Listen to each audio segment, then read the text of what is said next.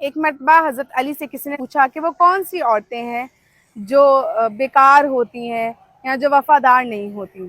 حضرت علی نے کہا میں تمہیں 10 عورتوں کا بتاؤں گا جو بیکار ہوتی ہیں، وفادار نہیں ہوتی، اور وہ اچھی عورتوں میں ان کا شمار نہیں ہوتا۔ پہلے وہ جو اپنے شوہر کی نافرمان ہوتی ہیں، یعنی کہ جو اپنے شوہر کی بات نہیں مانتی، وہ جو کوئی بھی حکم دیتا ہے وہ اس کے خلاف ورزی کرتی ہیں، ایسی عورتیں بیکار ہوتی ہیں اور ان کا شمار اچھی عورتوں میں نہیں ہوتا اور وہ بے وفا بھی ہوتی ہیں۔ دوسرا، بد زبان عورت جو اپنے شوہر کے آگے زبان درازی کرے، بات بات پر اس کو طعنے دے، ایسی عورت کا شمار بھی بیکار اور ایسی عورتوں میں ہوتا ہے جو وفادار نہیں ہوتی اور اچھی عورتیں نہیں ہوتی۔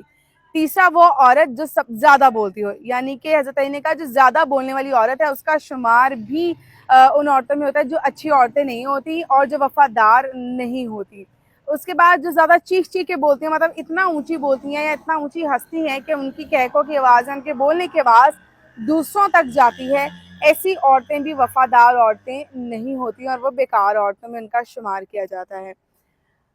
پانچویں آ گئی وہ عورتیں جو تنگ کپڑے پہنتی ہیں، ان کا شمار بھی اچھی عورت میں نہیں کیا جاتا۔ چھٹی، وہ عورتیں جو کھلے بال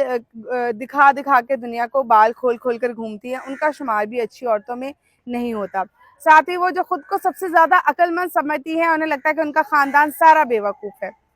آٹھویں، وہ جو زیادہ گھومنے پھرنے کی شوقین ہوتی ہیں، انہیں لگتا ہے کہ بس وہ گھومتی پھرتی ہیں، باقی کام کاج میں ان کا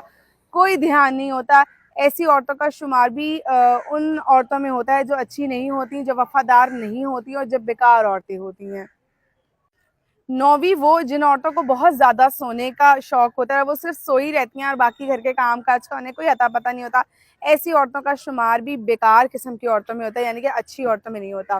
10ویں، وہ جو اپنے خاندان کی صرف برائیاں کرتی رہیں، مطلب بدکاری کرتی رہیں، برا بھلا کہتی رہیں اور چغلی کرتی رہیں، ایک دوسرے میں لڑائی دلواتی رہیں، ایسی عورتوں کا شمار بھی اچھی عورتوں میں نہیں ہوتا۔ اس لیے کوشش کیا کریں،